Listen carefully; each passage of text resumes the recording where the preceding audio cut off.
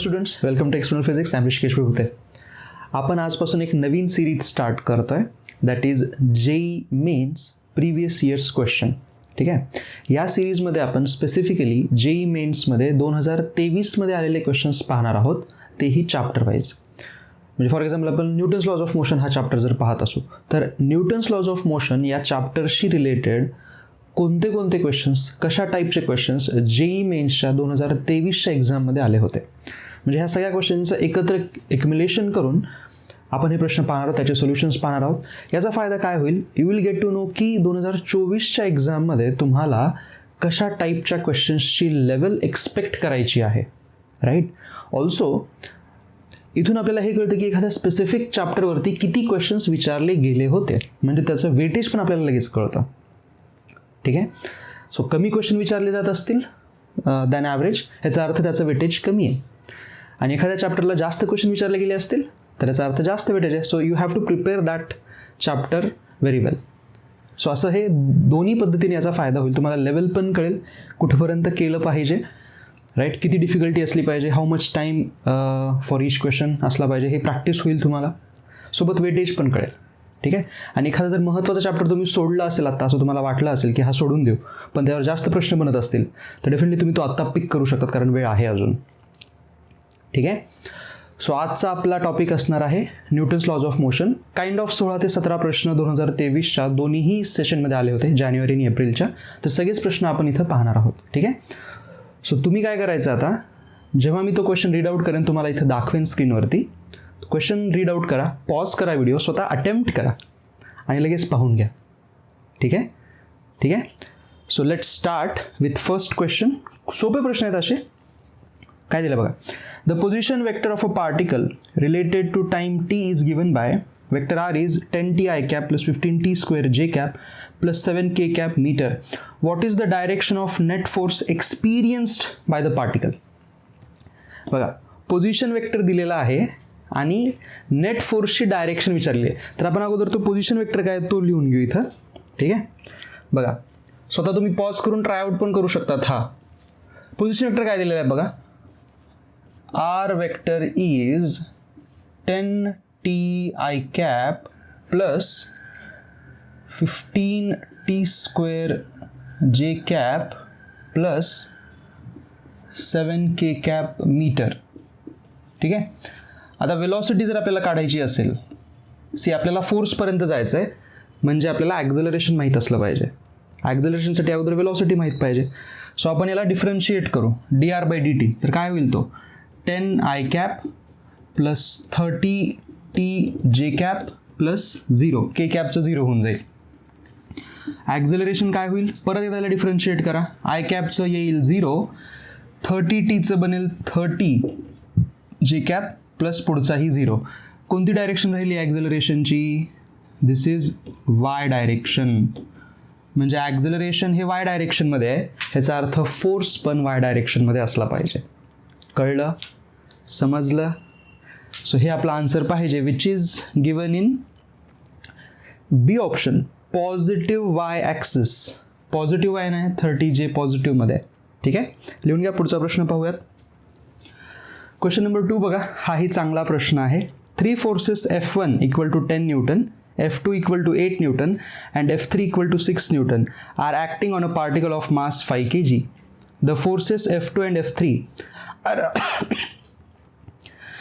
are applied perpendicular so that the particle remains at rest. If the force F1 is removed, then the acceleration of the particle is. बघा, F2 आणि F3 दोघं perpendicular आहेत आणि total त्याच्यावर 3 forces लागत आहेत 5 kg वरती. बघा, हा तो 5 kgचा ऑब्जेक्ट दाखवूयात आपण. ठीक आहे. याच्यावरती 2 फोर्सेस, इकडं आहे F2 ज्याची व्हॅल्यू किती दिलेली आहे 8 न्यूटन, आणि F3 पहा इकडे आहे ज्याची व्हॅल्यू आहे 6 न्यूटन. ठीक आहे. आता या दोघांचा रिझल्टंट कुठं बनेल, या दोघांचा रिझल्टंट बनायला पाहिजे असा इकडं. हे 90 डिग्री आहेत ना एकमेकांना, हा असा है ना, त्याची हायपोटेनियस बनल्यासारखं रिझल्टंट बनेल इकडं. राईट. हा रिझल्टंट आहे ज्याची व्हॅल्यू किती बनेल, under root of 8 square plus 6 square that is 10 न्यूटनचा रिझल्टंट असायला पाहिजे, बरोबर. F1 फोर्स कुठं असला पाहिजे, कंडिशन काय, तिघांचं मिळून 0 पाहिजे. बघा ह्या दोघांचं मिळून इकडं आहे, मग तिसरा जो राहिलेला फोर्स आहे तो ऑब्व्हियसली इकडंच असायला पाहिजे आणि त्याची व्हॅल्यू 10 न्यूटन होती, दिलेलं आहे त्यांनी आपल्याला. बघा हा 10 आणि हा रिझल्टंट 10 एकमेकाला कॅन्सल आउट करू शकतात आणि बॉडी रेस्टमध्ये राहून जाईल. ठीक आहे, तरी दिलेली इन्फॉर्मेशन आहे. आता प्रश्न काय दिला आहे, F1ला रिमूव्ह करणार आहेत. सो जर F1 is removed, if this force is removed, काय होईल, हा निघून गेला पूर्णपणे, म्हणजे आता फक्त 2 फोर्स, हा आणि हा, त्यांचा रिझल्टंट इकडं बनेल R, ज्याची व्हॅल्यू असेल 10. म्हणजे नेट फोर्स आता 0 राहील का, तर नाही, इट विल बी 10 न्यूटन. आणि मग 10 न्यूटनला आपण MA करू शकतो आणि त्यावरून ॲक्झलरेशन बनेल 10/5 2 मीटर पर सेकंड स्क्वेअर. हे आपलं इक्वेशन आन्सर पाहिजे, जे की ऑप्शन सी मध्ये दिलेलं आहे. सोपा प्रश्न आहे ना, लिहून घ्या. पुढचा बघू लगेच. पुढचा प्रश्न लिहून घ्या. बघा 3rd नंबर दिसतोय. अ body of mass 500 gram moves along x axis such that its velocity varies with displacement x according to the relation v equal to 10 root x meter per second. What is the force acting on the body? बघा velocity दिलेली आहे आणि आपल्याला force विचारलाय. वेलॉसिटीवरून force कसा काढायचा, विचार करा. आपल्याला ॲक्झलरेशन माहीत असतं तर फोर्स काढता आला असता, आणि मग वेलॉसिटीवरून ॲक्झलरेशन कसं काढायचं, differentiated, right. So velocity is given as 10 root x. ठीक आहे, 10 root x. Acceleration is dv/dt. वेलॉसिटीचं डिफरन्शिएशन करावं लागतं विथ रिस्पेक्ट टू टाईम, है ना. तर ठीक आहे, लिहून टाकू इथं आपण सध्यासाठी हे, की हे आहे 10 रूट एक्स. वेलॉसिटीच्या जागी 10 रूट एक्स टाकला, 10 कॉन्स्टंट असल्यामुळं बाहेर आला. रूट एक्सचं डिफरन्शिएशन करायचं आहे, तर लगेच काही मुलं इथं स्टार्ट करू शकतात. हां, रूट एक्स माहिती आहे, x⁻1/2चं डिफरन्शिएशन करायचं आहे. प्रॉब्लेम काय, इथं आपल्याला जे इक्वेशन माहिती आहे, डिफरन्शिएशनचा जो फॉर्म्युला माहिती आहे ना, कोणता वाला, हा x⁻n वाला जो फॉर्म्युला माहिती आहे तो काय असतो, n टाइम्स x⁻n-1 हा फॉर्म्युला असतो, बरोबर. हा वापरायचा आहे आपल्याला, दॅट इज ट्रू. पण हा कधी वापरायचा असतो, जेव्हा differentiation with respect to X चालतं, म्हणजे डिनॉमिनेटरमध्ये dx पाहिजे, तेव्हा हे लागू शकतं. कळतंय. प्रॉब्लेम काय झाली, इथे डिनॉमिनेटरमध्ये टाईम आहे. आता तुम्ही डायरेक्ट फॉर्म्युला नाही लावू शकत, तुम्हाला काय करावं लागतं, हे असंच ठेवा इथं न्यूमरेटर, डिनॉमिनेटरमध्ये एक dx टाकून घ्या आणि सोबत एक dx न्यूमरेटरमध्ये पण टाकून घ्या. हे पहा, असं झालं ॲक्झलरेशन. आता बघा याचं डिफरन्शिएशन एक्सच्या रिस्पेक्टमध्ये त्या फॉर्म्युल्याने आता करता येऊ शकतं. And what is dx/dt? dx/dt is velocity. ठीक आहे. सो आपण काय करूयात, ही वाली जी क्वांटिटी आहे, ही वाली, फक्त ही वाली, ठीक आहे, ही सेपरेट काढून घेऊयात या फॉर्म्युल्याने. d/dx of x⁻1/2. Root X म्हणजे पॉवर 1/2. तर 1/2 मल्टिप्लाय होईल into x⁻1/2 - 1 is again -1/2. So 1/2 आणि x⁻−1/2 म्हणजे काय झालं, डिनॉमिनेटरमध्ये x⁻1/2 that is root x. So हे असं झालं डिफरन्शिएशन ऑफ रूट एक्स. लक्षात आलं. This is the answer for differentiation of root x. ते आपण टाकून घेऊ इथं. So acceleration is equal to, बघा इथं काय होतं, हे 10 तर बाजूला लिहिलं, हे जे डिफरन्शिएशनवाला part that is 1/2 root x into dx/dt म्हणजे काय, वेलॉसिटी. आणि वेलॉसिटी काय होती, 10 रूट एक्स. परत एकदा हे बघा, रूट एक्स आणि रूट एक्स कॅन्सल झाला, ॲक्झलरेशन आलं 100/2 that is 50 metre per second square. आणि मग फोर्स आला मास इंटू ॲक्झलरेशन. मास होतं 0.5 kg, ॲक्झलरेशन आहे 50. हे झालं 25 न्यूटनचा फोर्स, जे की ऑप्शन नंबरमध्ये आहे. किती आहे, सी आहे का, हां सी ऑप्शन दिलेला आहे. कळलं. बघा थोडासा चांगला प्रश्न होता हा पहिल्या दोघांच्या कम्पॅरिझनमध्ये. लिहून घ्या हे. दिस इज मेथड नंबर 1. ठीक आहे. थोडंसं थांबतोय मी इथं. पॉज करा आता व्हिडिओ. हे पूर्ण सोल्युशन लिहून घ्या तुम्ही. Pause the video here, write it down. ठीक आहे. आता मी तुम्हाला मेथड नंबर 2 सांगतो. याची थोडंसं इनडायरेक्ट आहे पण लवकर आन्सर होईल. तुम्ही जर याचे ऑप्शन्स चेक केले, मी परत एकदा तुम्हाला इथं दाखवतो या क्वेश्चनचे ऑप्शन. फोर्स विचारला होता आणि सगळ्या ऑप्शन्समध्ये बघा फोर्सची एक कॉन्स्टंट व्हॅल्यू आहे, फिक्स फोर्स लागलेला आहे, म्हणजे युनिफॉर्म फोर्स आहे. आणि आपला आन्सर पण तेच आलं आहे ना. युनिफॉर्म फोर्स जर असेल, कॉन्स्टंट फोर्स जर असेल तर ॲक्झलरेशन कॉन्स्टंट असतं. आणि जर ॲक्झलरेशन कॉन्स्टंट असेल तर आपल्याकडे 3 इक्वेशन ऑफ मोशन आहेत, आपले ट्रम्प कार्ड, त्यांचा वापर करू शकतो आपण. तर त्या तिघांपैकी एक इक्वेशन आहे v² = u² + 2as. बरोबर. v² = u² + 2as. या इक्वेशनला आणि या इक्वेशनला बघा, याचा जर स्क्वेअर केला आपण, याचा जर स्क्वेअर केला आणि इथं ठेवलं, काय होईल? v² = 100x. इथे एक पहिल्यांदा 0 टाकून द्या. 0 + 100x. तर बघा लेफ्ट हँड साईडला v², u² च्या जागी इथं 0, हे इथं डिस्प्लेसमेंट, x इथं डिस्प्लेसमेंट. याचा अर्थ हे जी क्वांटिटी 2a आहे ते इथं 100 आहे. So 2a is 100. a ची व्हॅल्यू झाली 50 मीटर/सेकंड स्क्वेअर. ॲक्झलरेशन डायरेक्ट हे बघा इथं आलो आपण आता सरळ सरळ. एवढं सगळं वाचलं आपलं. आणि मग फोर्स पुढं 25 न्यूटन होऊन जातो. कळलं? फास्ट आलं. पण हे का करता आलं माहिती का? कारण फोर्स कॉन्स्टंट होता म्हणून आपण करू शकलो. आणि ते ऑप्शन पाहून कळलं होतं. जर फोर्स कॉन्स्टंट नसेल तर आपल्याला डेफिनेटली हे कंपॅरिझन करता येणार नाही. इथं होऊन गेलं. बाकी क्वेश्चन्समध्ये चेक करूनच सॉल्व करा. ठीक आहे. दोन्हीही मेथड लिहून घ्या. पुढचा प्रश्न बघू. पुढचा क्वेश्चन बघा, चांगला दिसतोय. At any instant the velocity of the particle of mass 500 gram is 2t I cap plus 3t² j cap.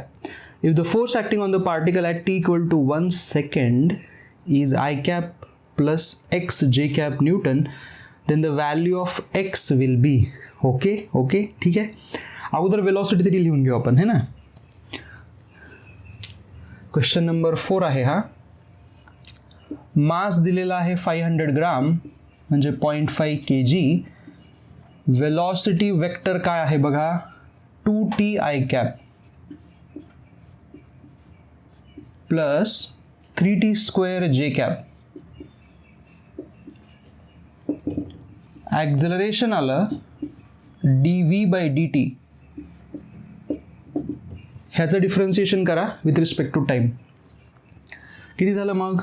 2tचं differentiation झालं 2 प्लस 3t² डिफरन्शिएशन झालं 6t. लक्षात आलं? सो हे आहे आय कॅपमध्ये आणि हे आहे जे कॅपमध्ये. डायरेक्शन पण आपण दिली पाहिजे. बरोबर. आता जर तुम्हाला ॲक्झलरेशन माहिती असेल, can we calculate the force? फोर्सचं इक्वेशन काय असतं? मास इंटू ॲक्झलरेशन. सो 0.5 तर मास आहे आणि ॲक्झलरेशन बघा इथं आहेच. So 2I cap plus 6t j cap. किती झाला फोर्स? 0.5ला मध्ये टाकून द्या. पहिलं होईल I cap प्लस हे दोन्ही मिळून होईल 3t j cap. हा झाला फोर्स. हे झालं इक्वेशन 1. पण आपल्याला एक फोर्सचं इक्वेशन त्यांनी दिलेलं आहे माझ्या मते. काय दिलेलं आहे? Force acting on the particle at t = 1 second दिलेलं आहे. ॲट t = 1 सेकंड फोर्सची व्हॅल्यू काय आहे पहा. It is I cap plus x j cap Newton. हे 1 सेकंडला आहे बरं का. नाव 1 सेकंडला इथं बघा फोर्स किती बनेल. ॲट t = 1 सेकंड फोर्सची व्हॅल्यू काय होईल. इथं तर टाईमचं काहीच नाही आहे संबंध. सो हे I capच राहील. इथं मात्र 3j cap बनेल. आता हा फोर्स पण 1 सेकंडचा आहे, हा पण 1 सेकंडचा आहे. ह्याचा अर्थ दोघं सेमच आहेत. बघा बरं, I capच्या बाजूला 1 आहे, इथं पण 1 आहे. So same, perfect. इथं मात्र j capच्या सोबत 3 आहे, इथं मात्र x आहे. याचा अर्थ x ची व्हॅल्यू आहे 3. कळलं? Which is 4th option. ठीक आहे. लिहून घ्या. पुढचा प्रश्न पाहू. क्वेश्चन नंबर 5 बघा. As shown in the figure, a block of mass 10 kg lying on a horizontal surface is pulled by a force F acting at an angle 30 degree with horizontal. For mu s equal to 0.25, the block will just start to move for the value of F. F ची अशी value काढायची ज्यासाठी block हा just move व्हायला सुरू होईल. Rough surface आहे, रेस्टवरती ठेवलेला आहे. सी आता असा फोर्स की ज्यासाठी तो त्याचा कॉन्टॅक्ट लूज करेल, ह्याचा अर्थ तिथं फ्रिक्शनल फोर्स तर लागणार आहे. मग कोणता फ्रिक्शनल फोर्स लागेल, विल इट बी कायनेटिक और स्टॅटिक? आता त्यांनी म्यूएस दिलाय म्हणजे आपण स्टॅटिक तर लावणार आहोत, पण स्टॅटिक हा पण फोर्स काही फिक्स्ड व्हॅल्यूचा नसतो, सेल्फ ॲडजस्टेबल असतो. तर मग इथं स्टॅटिक फ्रिक्शनची कोणती व्हॅल्यू लागली पाहिजे, कोणती व्हॅल्यू आपण ठेवली पाहिजे? तर जस्ट स्टार्ट टू मूव्ह म्हटलेलं आहे, म्हणजे लिमिटिंग. ठीक आहे. सो आपण डायग्राम काढूयात अगोदर दिलेली त्यांनी. हा रफ सरफेस आहे, हा इथं तो ब्लॉक आहे, त्याच्यावरती हा लागलेला फोर्स आहे 30 डिग्रीवरती. ठीक आहे. मग आता आपण काय करूयात, या एफचे एक तर अगोदर 2 कॉम्पोनंट काढून घेऊयात. हा कॉम्पोनंट काय झाला सांगा, एफ कॉस 30 आणि इथं झाला एफ साइन 30. त्यानंतर इथं झाला खाली एम जी आणि परत एक नॉर्मल कॉन्टॅक्ट फोर्स पण लागेल, बरोबर. आणि इकडं कोणता फोर्स असेल, स्टॅटिक फ्रिक्शन. लक्षात राहिले? ओके. नाव व्हर्टिकल डायरेक्शनमध्ये अगोदर आपण काम करूयात. इन व्हर्टिकल डायरेक्शन काय असेल, एफ. काही क्वेश्चन म्हणजे व्हर्टिकल डायरेक्शनमध्ये बघा, नॉर्मल फोर्स अपवर्ड आहे, त्यासोबत हा पण अपवर्ड आहे, F sine 30 degree is equal to M G downward आहे. मग त्यावरून नॉर्मलची व्हॅल्यू काय बनेल, M G minus F sine 30 degree. So normal आला M G minus F upon 2. This is equation number 1. ठीक आहे. आता हॉरिझॉन्टल डायरेक्शनमध्ये बघा काय होतं, in horizontal direction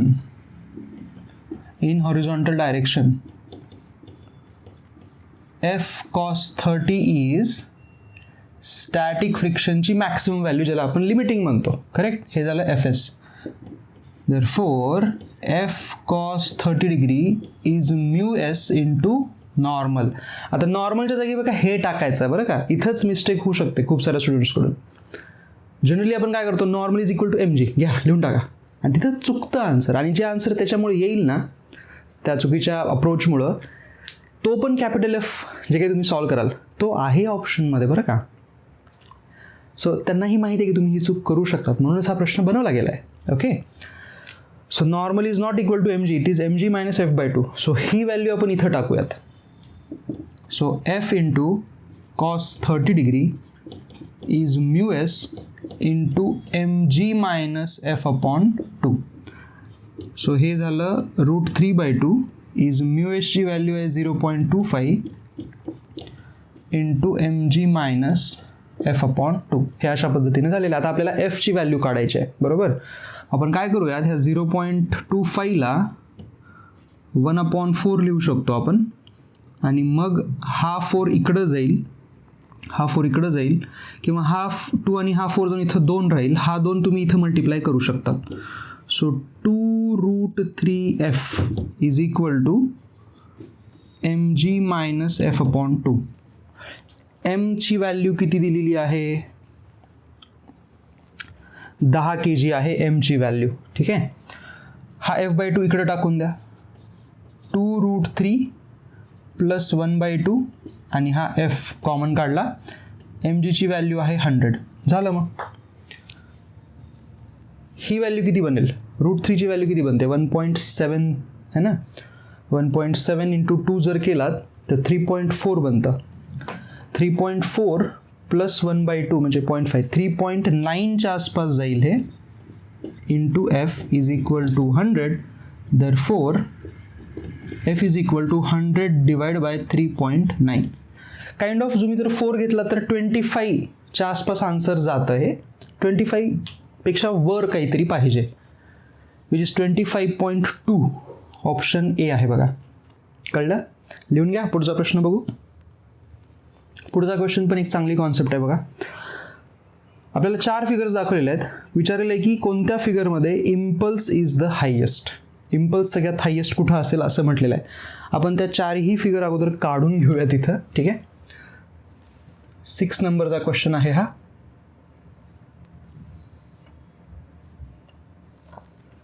सो ही पहिली फिगर आहे अशा पद्धतीनं, राईट.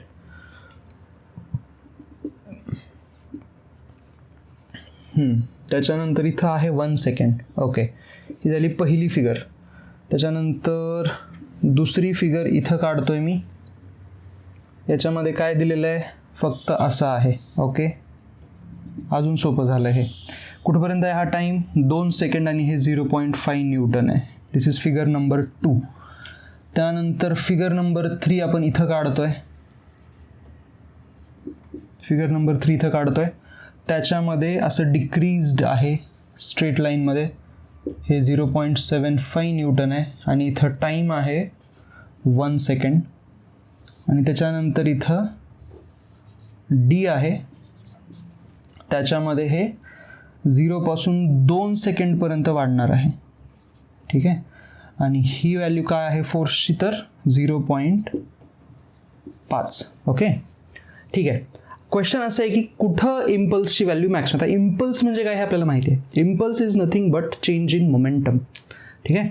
आणि इम्पल्सचं इक्वेशन पण असतं, आठवतं का तुम्हाला, जे न दाखवला जातो impulse. It is nothing but integration of F D T. म्हणजे फोर्सचं इंटिग्रेशन करायचं असतं with respect to time. Okay, integration याचा ग्राफमध्ये काय रिलेशन असतो.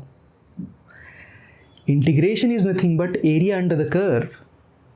आणि कोणत्या ॲक्सिस सोबत एरिया काढायचा असतो, ज्या व्हेरिएबल सोबत इंटिग्रेशन केलं जाणार आहे त्या ॲक्सिस सोबतच एरिया काढायचा आहे, which is nothing but time.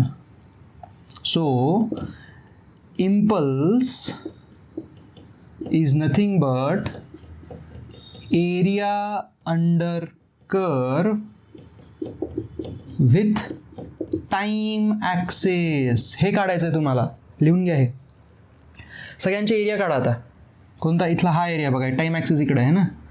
So it is a triangle.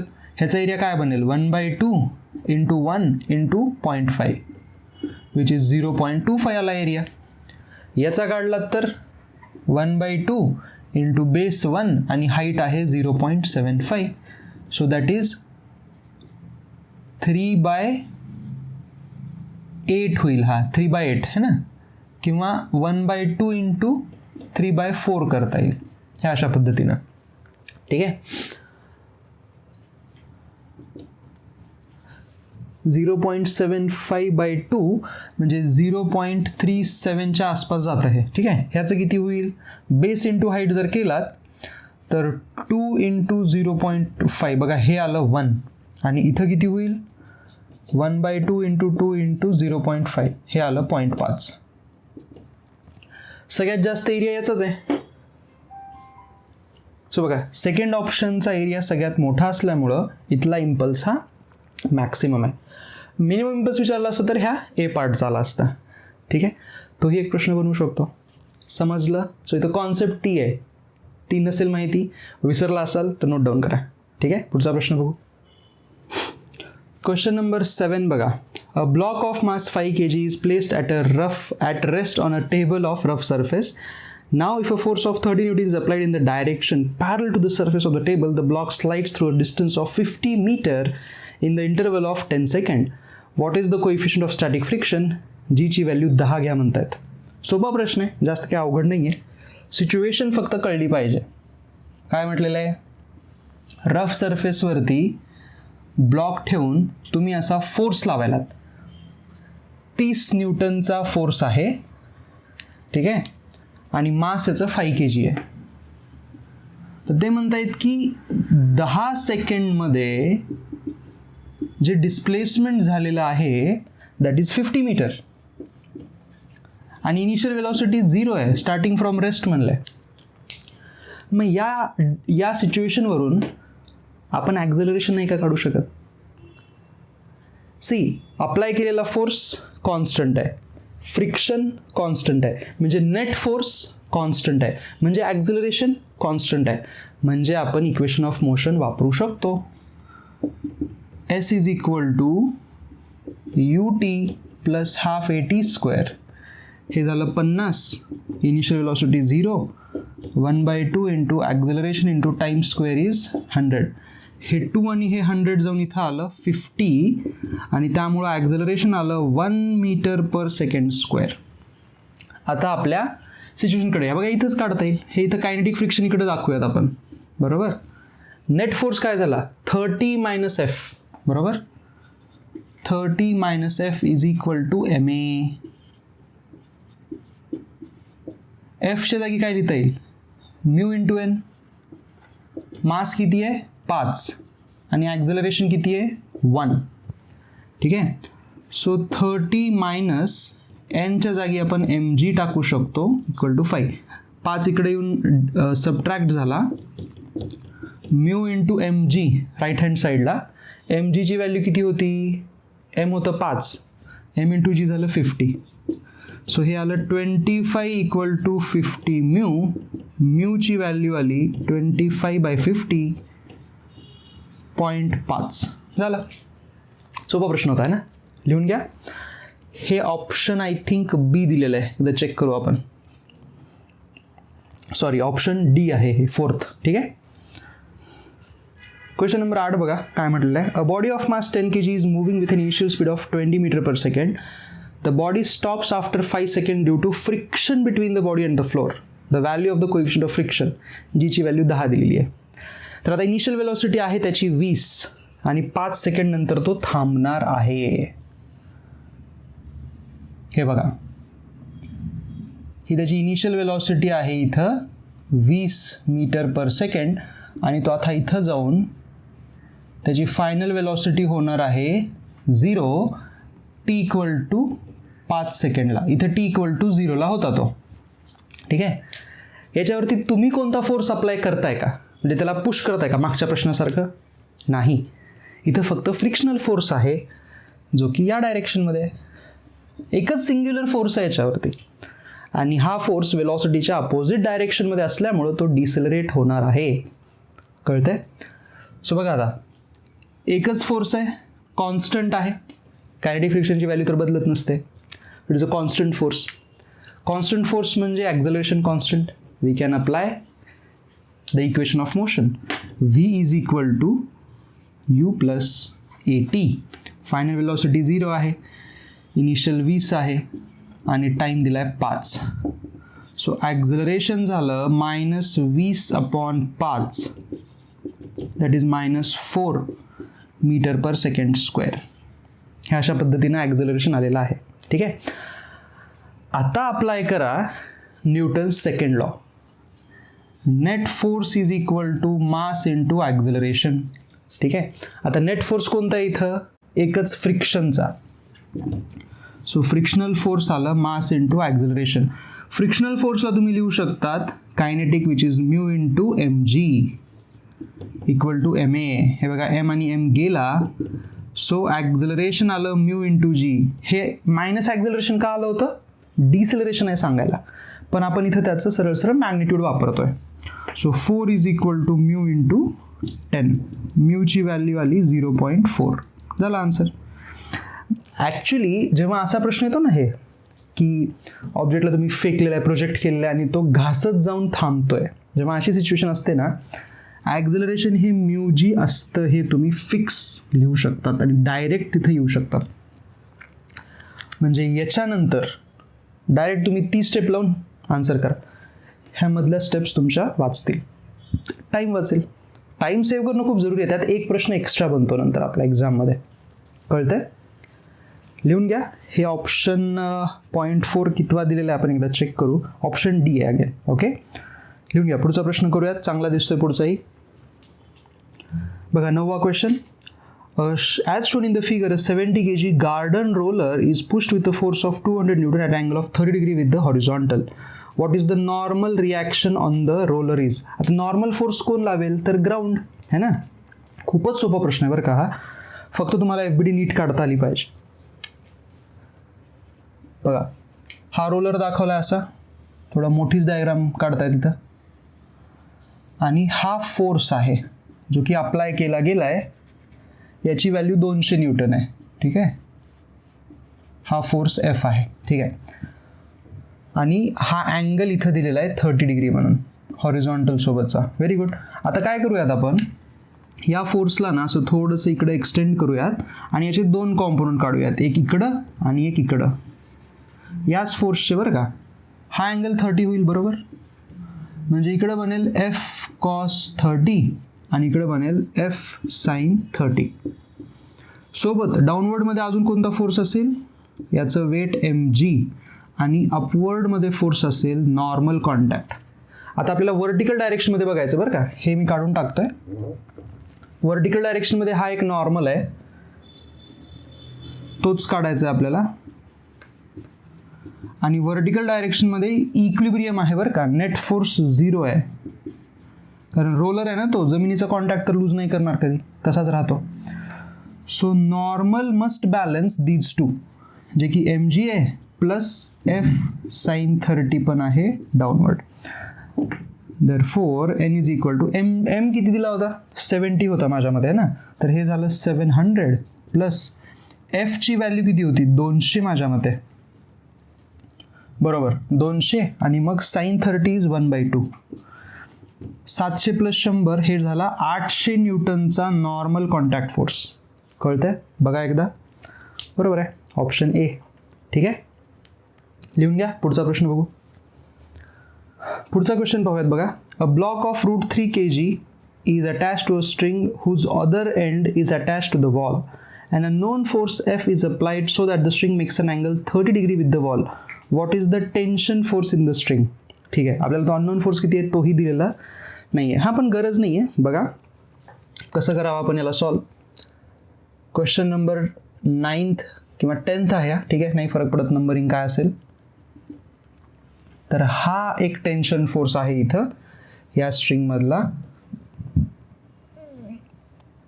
इथं आपण लावलेला आहे √3 kg. ओके, हा अँगल आहे 30 डिग्री आणि इकडचा फोर्स लावलाय आपण एफ असा.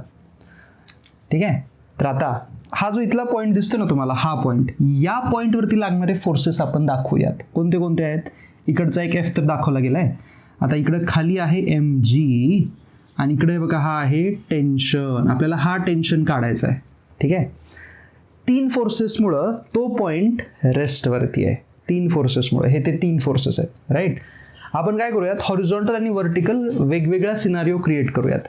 ठीक आहे, तर हॉरिझॉन्टल म्हणजे बघा ही वाली लाईन झाली आणि वर्टिकल म्हणजे ही वाली लाईन झाली. राईट, आता वर्टिकल डायरेक्शनमध्ये या टेन्शनचा एक कॉम्पोनंट निघतो. हे इथं 30 डिग्री झाला, तर इकडचा एक कॉम्पोनंट निघेल that is T cos 30 degree आणि इकडचा निघेल that is T sine 30 degree. लक्षात आले. आता हा टेन्शन गेला निघून, समजतंय. वर्टिकल राहिला टी कॉस 30, हॉरिझॉन्टल राहिला T sine 30. Now only think about the vertical direction. Vertical डायरेक्शनमध्ये हा किंवा हा येणार नाही, या दोघांचं काही काम नाही आहे, फक्त हे दोघं आहेत आणि या दोघांनी एकमेकांना कॅन्सल केलं पाहिजे. So T cos 30 is m into G, T into √3/2 is equal to mass is √3 into G value is 10. So हे √3 गेला, टीची व्हॅल्यू आहे 20 newton. That is the answer टेन्शनचं. ठीक आहे, बघा एकदा चेक करून. Perfect, D optional. लक्षात आलं. पुढचा प्रश्न बघूयात.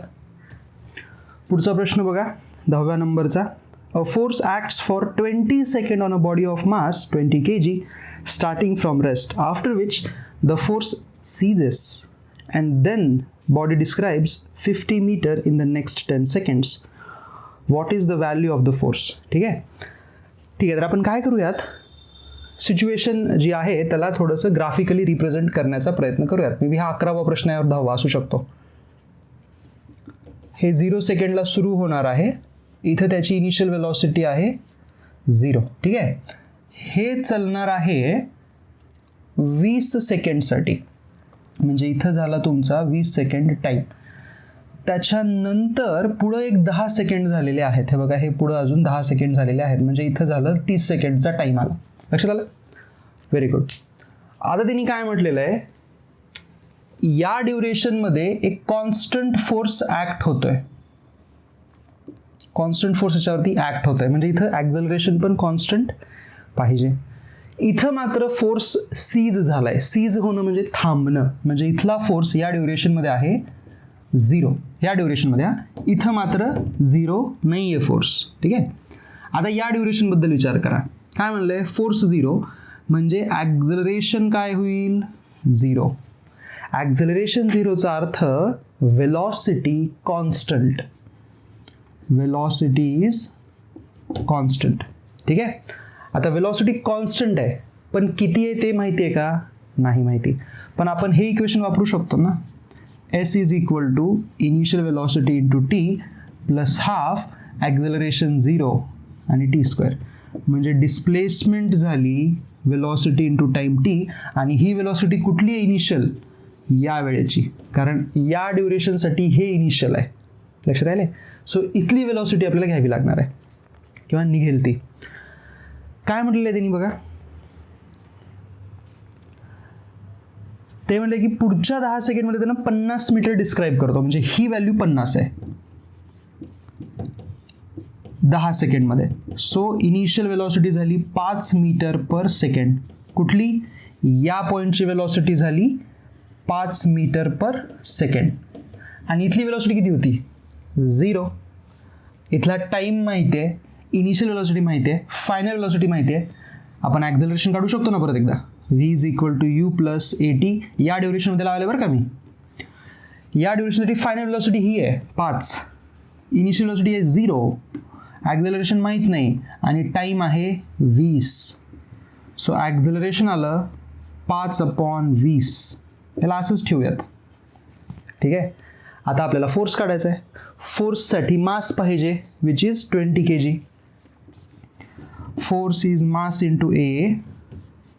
मास आहे 20 kg, आणि ॲक्झलरेशन आहे 5/20 मीटर पर सेकंड स्क्वेअर. 20 आणि 20 कॅन्सल, 5 न्यूटनचा फोर्स आला.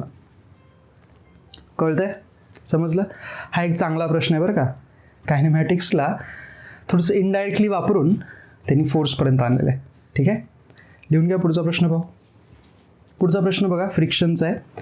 The time taken by an object to slide down 45 degree rough incline plane is n times as it takes to slide down a perfectly smooth 45 degree incline plane. The coefficient of kinetic friction between the object and the incline plane is. आपल्याला nच्या टर्म्समध्ये answers दिलेले आहेत, options दिलेले आहेत, आपल्याला त्यानुसार solve करावं लागेल. तर आपण 2 सिच्युएशन क्रिएट करू, एकदा रफ आणि एकदा स्मूथ. ठीक आहे. मी जस्ट एक रॅन्डम नंबर लिहितोय, 11च्या नंतर 12. ओके.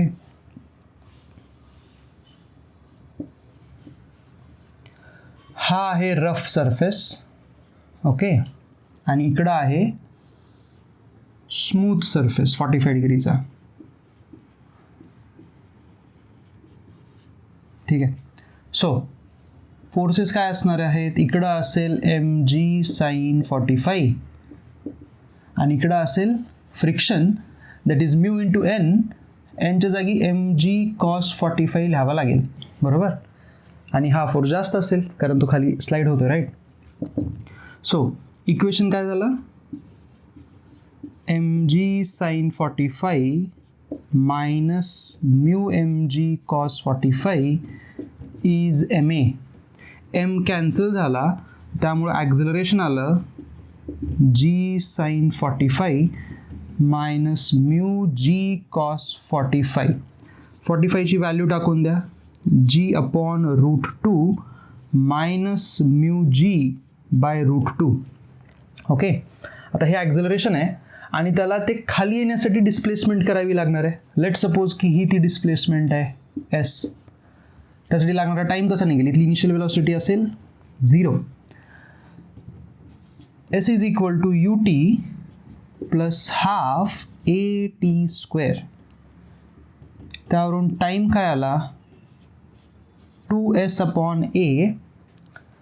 सो हे लिहिलं 2 इंटू एस आणि एच्या जागी आपण काय लिहू शकतो, हे बघा, हे LCM त्याचा √2 येईल आणि वर बनेल G मायनस म्यू जी. ठीक आहे. सो हे G मायनस म्यू जी बाय √2 हे इथं असं मल्टिप्लाय होणार आहे. हे झाला तुमचा टाईम इथला या सिच्युएशनचा. ठीक आहे. आता स्मूथच्या केसमध्ये बघा काय होतं, एकच फोर्स आहे त्याच्यावर, mg sin 45 झालं, फ्रिक्शन नाहीच आहे ना. बाकी mg cos 45 नॉर्मल आहेत पण ती इकडे आहेत, जे इथं पण होते, पण त्यांचा संबंध ॲक्झलरेशनमध्ये येणार नाही. ठीक आहे. So mg sin 45 is ma, त्यावरून ॲक्झलरेशन आलं g sin 45 that is g by √2. परत एकदा डिस्प्लेसमेंटचं इक्वेशन इथून लावा, s is equal to ut which is 0 plus half a t square. या टाईमला आपण t1 नाव देऊ बरं का, या टाईमला t2 नाव देऊ. सो t2 काय झालं, 2s upon a that is 2 into s upon एच्या जागी बघा हे g अपॉन √2 झाला. ठीक आहे. सो t1 आणि t2 यांचे रिलेशन आता निघालेले आहेत. आता आपण काय विचारले ते बघू. हां, ते म्हणतायत की रफ वरती यायला हा जो वेळ आहे t1 हा याच्यापेक्षा n टाइम्स मोठा आहे, n टाइम्स. ठीक आहे. तर अगोदर आपण काय करू, t1 is equal to n times t2 लिहून घेऊ. म्हणलं नाही त्यांनी, हा याच्यापेक्षा n टाइम्स आहे, तर लिहिलं आपण. आता t1 ची व्हॅल्यू टाका, 2s√2 by g minus mu g is equal to n times 2s√2 by g. न्यूमरेटरमधला 2s√2 डिलीट करून टाका पूर्णपणे. अजून एक चांगली गोष्ट होणार आहे, 1 डिवाइड बाय, इथं g कॉमन काढा, 1 मायनस म्यू राहील आणि इकडं काय राहील, n अपॉन g. हे बघा, हे g परत गेला, कळतंय. थोडंसं तर राहिलेलं मी वर इथं सॉल्व करतो आहे ना, कट करत बसत नाही, वेळ जाईल.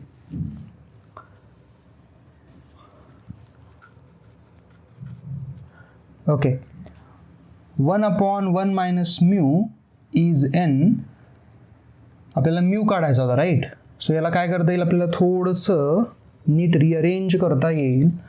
उलट करा, 1 minus mu is 1 by n, 1 by n इकडं टाकून द्या, हे आलं म्यू. सो म्यूची व्हॅल्यू झाली n मायनस 1 बाय n. हे असं आन्सर पाहिजे. तर चेक करू आपण, आहे का म्यूची व्हॅल्यू.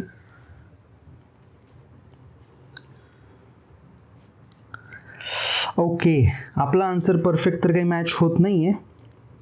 आय थिंक थोडासा कुठंतरी पार्ट आय थिंक मिसिंग आहे. ओके, कोणता असेल तो.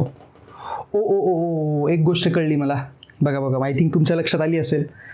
आपण इथं t1 स्क्वेअर लिहितोय, t1 स्क्वेअर लिहायला पाहिजे होता. हा इथं मी t1 लिहिलाय ना. सी, हे काय होतं, s is equal to half a t square, right. मग 2s upon a is nothing but t square ना. हे t स्क्वेअरचं इक्वेशन आहे आणि हे पण t2 स्क्वेअरचं इक्वेशन आहे, नॉट t. ओके, ठीक आहे. आणि ते म्हणतायत की t1 हा n1 टाइम्स आहे t2 पेक्षा. दिलेलं आहे t1 हा n टाइम्स आहे t2 पेक्षा, पण आपल्याला जे इक्वेशन आहे ते तर t स्क्वेअरचं आहे. मग आपण काय करू शकतो, दोन्ही साईडला स्क्वेअर करू शकतात तुम्ही. So t1 square is n square t2 square. ठीक आहे. आता t1 स्क्वेअरच्या जागी हे टाकलं इथलं, t2 स्क्वेअरच्या जागी हे टाकलं, पण इथं आता n स्क्वेअर एक मला करेक्शन करावं लागेल. म्हणजे इथं पण एक n स्क्वेअर करेक्शन होईल, इथं एक n स्क्वेअर करेक्शन होईल, इथं n स्क्वेअर करेक्शन होईल आणि मग इथं पण होईल. ठीक आहे. So 1 minus 1 by n square आहे ऑप्शन, पहिलंच ऑप्शन आहे बघा, हेच ऑप्शन आहे. This is the answer. कळलं काय चुकलं होतं, लक्षात आलं. सो एक्झाममध्ये जर मी तुमच्यासोबत दिली असती ही एक्झाम, तर ऑब्व्हियसली माझं हे निगेटिव्ह होणार होतं, कारण माझं चुकलं फक्त एका स्क्वेअरमुळं. ठीक आहे. It's a good question. ठीक आहे, it's a good question. Definitely I would suggest की तुम्ही हा नोटबुकमध्ये वेगळा लिहून घेतला पाहिजे. फ्रिक्शन या चॅप्टरमध्ये. ठीक आहे, लक्षात आला? लिहून घ्या. पुढचा बघू. पुढचा क्वेश्चन बघा.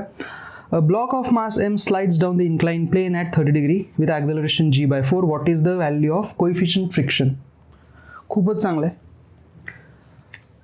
30 नंबरचा प्रश्न म्हणूयात आपण याला. ॲक्झलरेशन दिलेलं आहे त्यांनी, 30 डिग्रीचा अँगल आहे. बघा फोर्सेस काय लागतील, इकडं लागेल mg sin 30, आत्ताचाच तो रफवाला. इकडं लागेल म्यू mg cos 30. हेच सगळ्यात मोठी चूक करतात बरं का इथं. फ्रिक्शनल फोर्सला म्यू एन लिहिताना म्यू mg लिहितात फक्त. ती चूक नाही आहे करायची. ठीक आहे. सो इक्वेशन झालं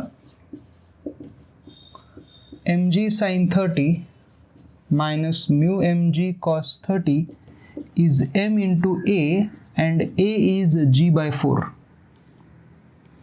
आता mg तुम्ही कॉमन काढू शकतात, तो कॅन्सल होऊन जाईल. मग शिल्लक काय राहील, sin 30 minus mu cos 30 is 1/4. ठीक आहे. sin 30 is 1/2 minus √3 mu upon 2 is 1/4. हे 2 झालं, हे 1 मायनस √3 म्यू इज 1/4. ठीक आहे. हा 2 आणि हा 2 गेला, इथं राहिलं फक्त 2. So 1 minus √3 mu is 1/2. हा 1/2 इकडं आला, हे अशा पद्धतीने आलं. 1 मायनस 1/2 इज 1/2 आणि त्यावरून म्यूची व्हॅल्यू आली 1/2√3. झाला आन्सर. एकदा बघूयात बरोबर आहे का. हां, सी ऑप्शन दिलेला आहे, परफेक्टली मॅच होते ते. कळलं? सोपा प्रश्न आहे, लिहून घ्या. पुढचा बघूयात. पुढचाही साधा दिसतोय. ओके, पुढचा प्रश्न बघा. Consider a block kept on an inclined plane where the angle is 45 degree as shown. If the force required to just push it up the incline is 2 times the force required to just prevent it from sliding down. The coefficient of friction between the block and the plane is. बघा, दोन सिच्युएशनवरती विचार करायचा आहे. पहिली situation म्हणजे त्याला फक्त खाली सरकण्यापासून थांबवायचं आहे, जस्ट टू प्रिव्हेंट इट म्हटलंय. तो एक फोर्स आहे. आणि दुसरा फोर्स आहे त्याला जस्ट वर स्लाइड करायचं आहे. ठीक आहे. हां, जस्ट पुश करणं आणि जस्ट प्रिव्हेंट करणं स्लाइड होण्यापासून. सगळ्यात पहिल्यांदा मी force to just prevent, sorry present लिहिलोय मी, prevent, force to just prevent from sliding. ह्याचा अर्थ काय? प्रिव्हेंट फ्रॉम स्लाइडिंग म्हणजे काय की जर तुम्ही फोर्स नाही लावला तर तो खाली घसरला असता. खाली का घसरला असता? मग खाली जाताना mg sin थीटा लागतो आणि त्याच्या अपोजिट असतो फ्रिक्शन. ह्याचा अर्थ mg sin थीटापेक्षा फ्रिक्शनचा फोर्स लहान आहे. फ्रिक्शन लहान आहे, mg sin थीटा मोठा आहे, म्हणून तो खाली घसरायचे चान्स आहेत. हा खाली घसरला नाही पाहिजे हे प्रिव्हेंट करायचं आहे आणि जस्ट त्याला थांबवायचं आहे. म्हणजे तुम्ही अप्लाय केलेला फोर्स कुठं पाहिजे? ऑब्व्हियसली वर. mg sin थीटा डॉमिनेट करत होता ना, त्याच्या अगेन्स्ट तुमचा फोर्स पाहिजे. ठीक आहे. सो जस्ट टू प्रिव्हेंट वाला जे केस आहे ना, त्या फोर्सला आपण म्हणूयात F1. तुम्ही अप्लाय केलेला बरं का. तर हा तुम्ही अप्लाय केलेला फोर्स असेल F1. इकडं असेल म्यू mg cos 45 बरोबर, आणि इकडं असेल mg sin 45 डिग्री. आता म्यूची व्हॅल्यू माहीत नाही आहे. ओके, म्यूची व्हॅल्यू माहीत नाही आहे. हा फ्रिक्शन आहे. देअरफॉर असं लिहिता येईल की mg sin 45 ला हे दोघं मिळून बॅलन्स करत आहेत. ठीक आहे. त्यावरून F1 ची व्हॅल्यू झाली mg sin 45 minus mu mg cos 45. Okay, m ची व्हॅल्यू दिलेली आहे का? नाही आहे दिलेली. ठीक आहे, म्हणजे याचा अर्थ कॅन्सल होत असेल ते. सो mg लिहिला, बाजूला काढला, ब्रॅकेटमध्ये sin 45 मायनस म्यू cos 45 होईल. mg बाजूलाच ठेवा, sin 45 येईल 1/√2 minus mu upon √2 that is mg/√2 into 1 minus mu. हे झाला F1. हा कशासाठी आहे? Just to prevent from sliding. दुसरा काय होता? Just to push it up the incline. बरोबर, just to push it, just to push it इथं लिहितोय मी, force to just push up the incline. म्हणजे आता ऑब्जेक्टची स्लाइड होण्याची टेंडन्सी वर आहे तुमच्या फोर्समुळं. ऑब्व्हियसली तुमचा फोर्स मग वर आहे, पण जर ऑब्जेक्ट वर स्लाइड होत असेल तर फ्रिक्शन कुठे लागलं पाहिजे? खाली. आणि जस्ट टू स्लाइड म्हणजे लिमिटिंग फ्रिक्शन. ठीक आहे, सो डायग्राम काढूयात आपण. हा झाला 45 डिग्री. तुम्ही अप्लाय केलेला फोर्स आता मी F2 म्हणतोय, थोडा मोठा असला पाहिजे तो, आणि त्याला बॅलन्स करायचं आहे दोन भावांना, एक तर mg sin 45 आणि दुसरा आहे फ्रिक्शन.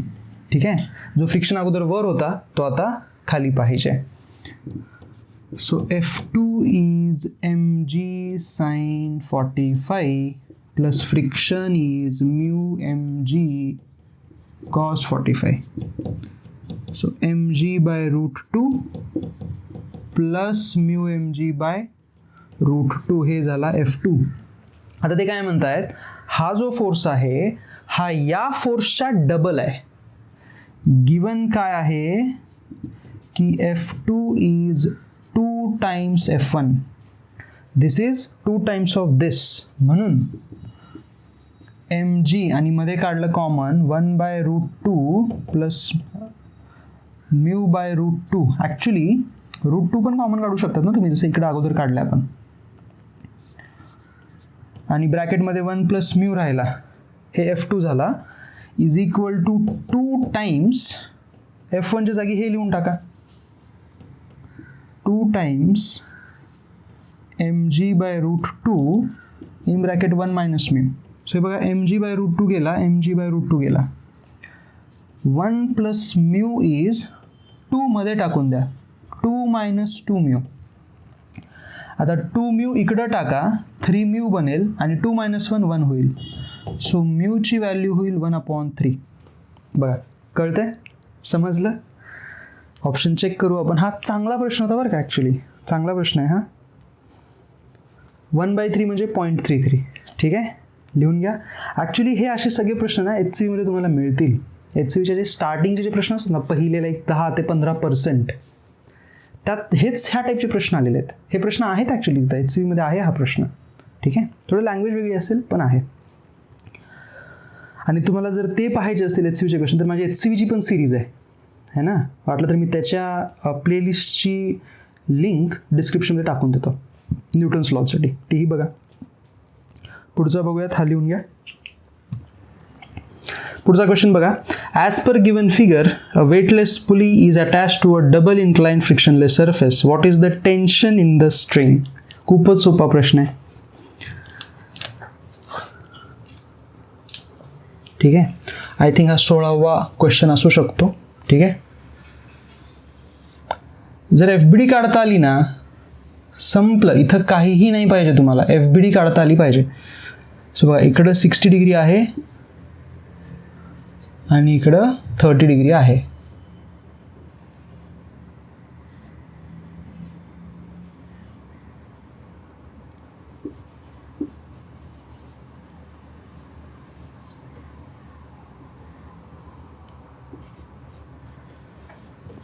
हे 4 kg आणि हे 1 kg आहे. ठीक आहे, आणि फ्रिक्शनलेस सरफेस आहे म्हणजे इथं फ्रिक्शन नाही आहे, हे स्मूथ आहेत दोन्ही पण. ठीक आहे, आता ऑब्व्हियसली असं वाटणं साहजिक आहे की 4 kgचा ब्लॉक हा खाली जायला पाहिजे, 1 kgचा वर यायला पाहिजे, राईट.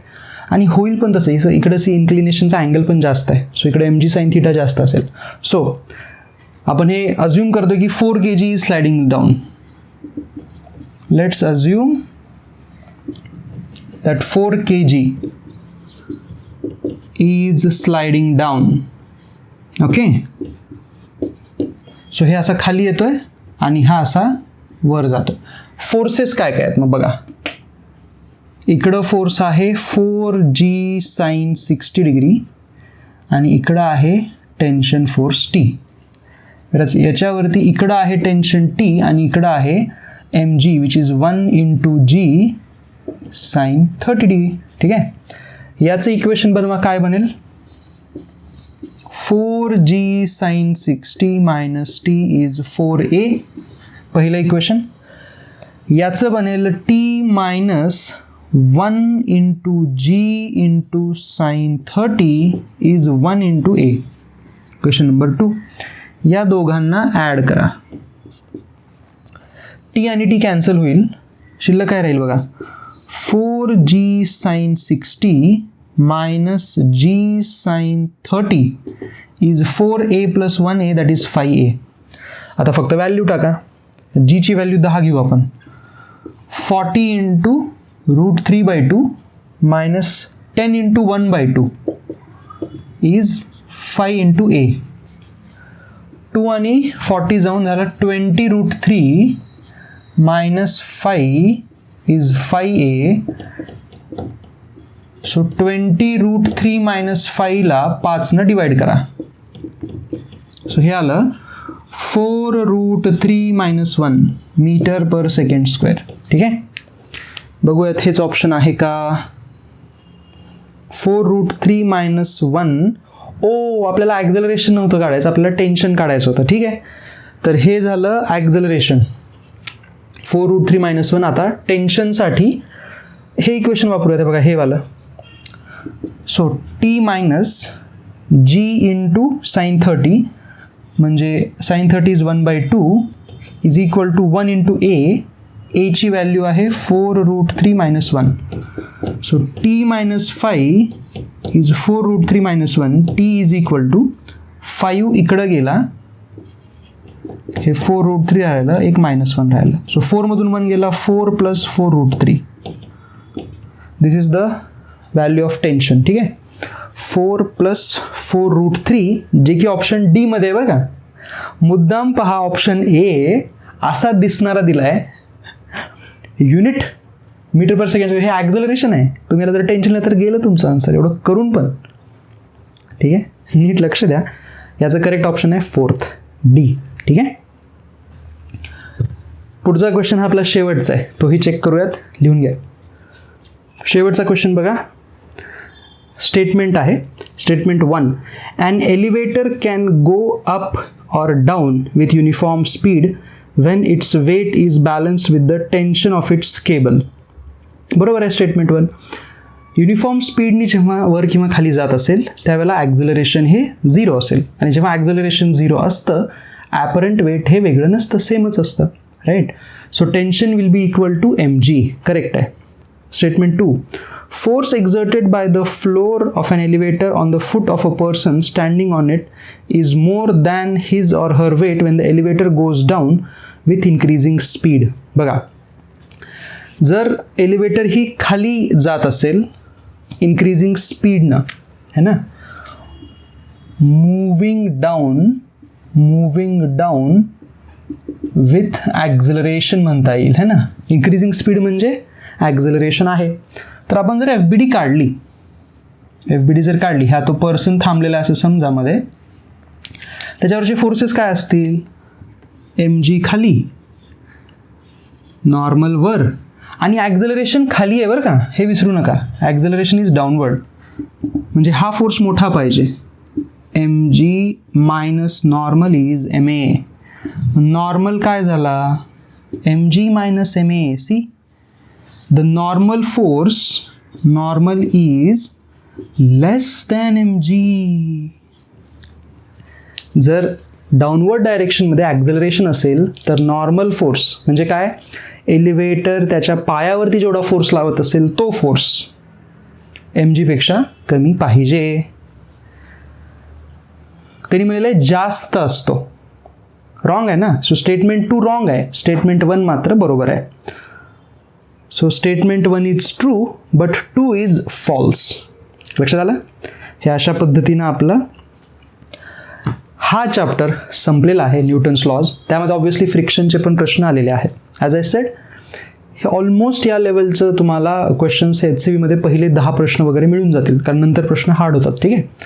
मी तुम्हाला असंही सजेस्ट करेन की जर JEE मेन्सची प्रॅक्टिस जर तुम्हाला चांगली करायची असेल, त्या लेवलचे क्वेश्चन जर पाहायचे असतील कुठं मिळतील, you can try to solve previous years NEET questions. Similar level आहे, जास्त काही वेगळं नाही आहे. ठीक आहे. आणि एक 70 ते 80% क्वेश्चन्स सेम टाईपचे मला दिसत आहेत. सो तुम्ही ते जरी सॉल्व केलात तरी ते त्याचा फायदा तुम्हाला JEE मेन्समध्ये होऊ शकतो. ठीक आहे. अजून जर तुम्हाला काही वेगळं माझ्यापासून हवं असेल, you can definitely reach out to me. सोबत तुम्हाला जर JEE नीट किंवा CET या एक्झामसाठी जर प्रिपरेशनमध्ये हेल्प हवी असेल, you can reach out to me. Thank you for watching and bye bye.